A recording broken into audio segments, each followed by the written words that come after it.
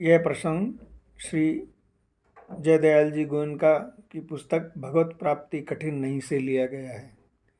प्रश्न: भगवान के दर्शन, स्पर्श, भाषण के उद्देश्य को लेकर चलने वालों के लिए क्या साधन है?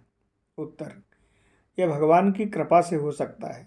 ऐसा उद्देश्य रखने वाले के लिए साधन यह है कि तन मन धन भगवान को अर्पण कर दे, संसार के हित के लिए सर्वस्व अर्पण कर दे, जिससे देने वाला और लेने वाला दोनों को ही आनंद हो।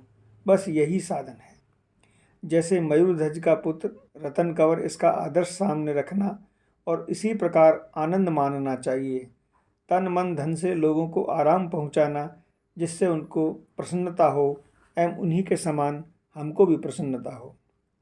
भगवान गीता में कहते हैं कि हे अर्जुन, इस प्रकार तेरे हित के लिए कहे हुए इस गीता रूप परम रहस्य को किसी भी काल में न तो तप रहित मनुष्य के प्रति कहना चाहिए और न भक्त रहित के प्रति, तथा न बिना सुनने वाले की इच्छा वाले के लिए भी कहना चाहिए, एवं जो मेरी निंदा करता है उसके प्रति भी नहीं कहना चाहिए, परंतु जिसमें यह सब दोष नहीं हो ऐसे भक्तों के प्रति प्रेम पूर्वक उत्साह के सहित कहना चाहिए।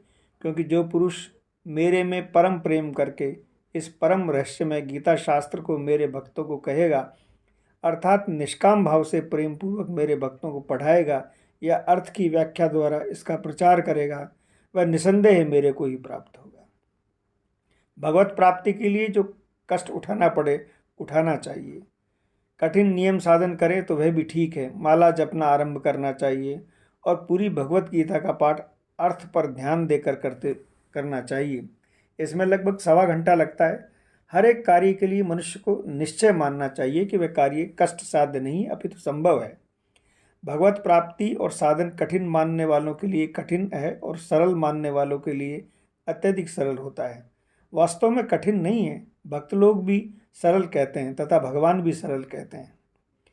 ये ज्ञान सब विद्याओं का राजा तथा गोपनीयों का भी राजा है, अतः पवित्र, उत्तम, प्रत्यक्ष फल वाला और धर्मयुक्त है।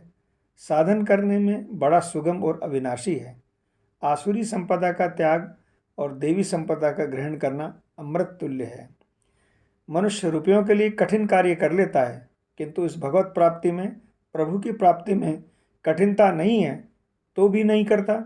जोर देकर दावे के साथ निश्चय करो कि आसुरी संपदा हमारे अंदर नहीं आ सकती। ऐसा निश्चय करने से फिर नहीं आएगी। आसुरी संपदा आग है, इसे जानबूझकर कौन धारण करेगा? जिस प्रकार दूध के कटोरे के पास सर्प बैठा हुआ है, देखकर उसे निश्चित होता है कि ये सर्प का झूठा हुआ है, ऐसा जान लेने पर जैसे दूध का स्वाद त्याग हो जाता है, उसी प्रकार आसुरी संपदा माया रूपी सर्पने का विष है। गीता में भगवान कहते हैं कि हे पार्थ, पाखंड, घमंड और अभिमान तथा क्रोध और कठोर वाणी एवं अज्ञान भी ये सब आसुरी संपदा को प्राप्त हुए पुरुषों के लक्षण हैं। जानबूझकर इस विषय का सेवन भला कौन करेगा? कोई नहीं। ऐसा सोचकर यह दोष फिर नहीं आ सकेगा।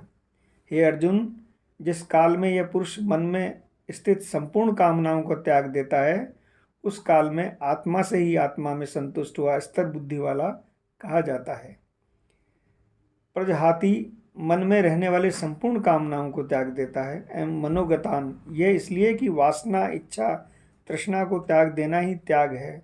लोभ, स्पृहा, शरीर निर्वाह की आवश्यकता का नाम तृष्णा है। कामना इच्छा है।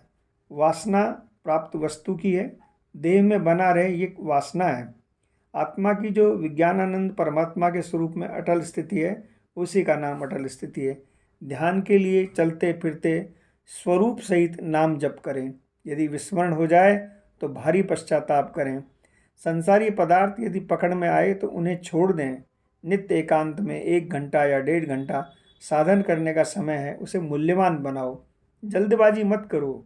वर्तमान साधन का सुधार जोर देकर करना चाहिए, ये अवश्य फल होता। स्वभाव दोष से ही साधन ढीला है, ये चोरी है। मन को समझाओ कि तुम भगवान के निमित्त बैठे हो।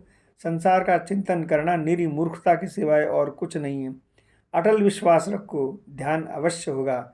जैसे बदमाश गाय को खूंटे बंधे ही पानी देते हैं, इंद्रियां बदमाश हैं, इन्हें गोलोक में ही बांध लो। शब्द स्पर्श रूप रस गंध का संयम करो, असंयम से पतन होता है। इंद्रियों का स्थान ही उनका खूंटा है। मन इंद्रियों का पूरा संयम रखो।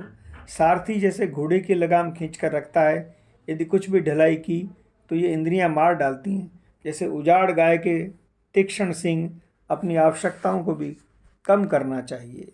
जय जय श्री राधे। निताई गौर हरि बोल।